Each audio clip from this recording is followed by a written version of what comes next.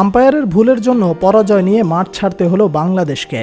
টিভির স্ক্রিনে প্রথম দেখায় বোঝা যাচ্ছিল মাহমুদুল্লাহর খেলা বলটি লেগ স্টাম্পের বেশ বাইরে দিয়ে বের হয়ে যাবে, কিন্তু আম্পায়ার যেন চোখে কাঠের চশমা লাগিয়ে আউট দিয়ে বসলেন।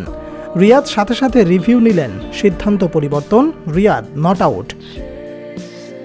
নট আউট হলেও লেগ বাই থেকে পাওয়া 4 বাতিল হয়ে যায় আম্পায়ারের আউটের সিদ্ধান্তের জন্য, আর বাংলাদেশের পরাজয় হয়েছে মাত্র 4 রানে।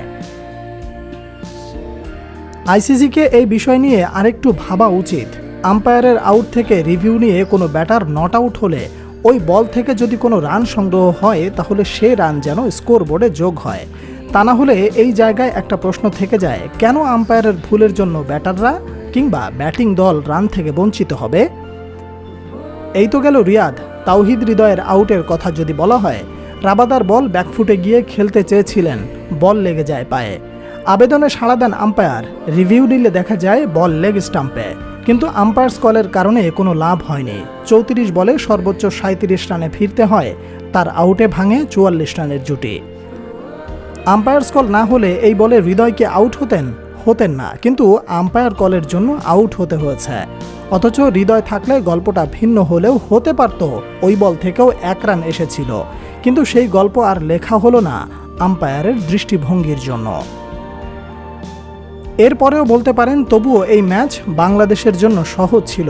সহজ থাকলেও এই উইকেটে ব্যাটিং করা কতটা কঠিন তাও ভুলে গেলে চলবে না।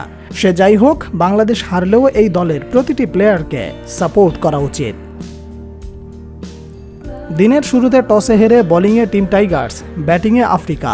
বাংলাদেশ এক পরিবর্তন নিয়ে মাঠে নামলেও দক্ষিণ আফ্রিকার একাদশ ছিল অপরিবর্তিত। গতকাল যে পিচে ভারত পাকিস্তান ম্যাচ হয়েছিল সেই একই পিচে আজ খেলেছে বাংলাদেশ দক্ষিণ আফ্রিকা। তাই আগে থেকেই ধারণা ছিল এই ম্যাচটিও লো স্কোরিং ম্যাচ হতে যাচ্ছে, আর হয়েছেও তাই। আফ্রিকা নির্ধারিত 20 ওভারে 6 উইকেট হারিয়ে স্কোরবোর্ডে যোগ করে মাত্র 113 রান। বাংলাদেশ 114 রানের টার্গেটে ব্যাট করতে নেমে 109 রানের বেশি করতে পারেনি, তাতেই 4 রানের জয় পায় south Africa. Salman Abdullah, sports and news.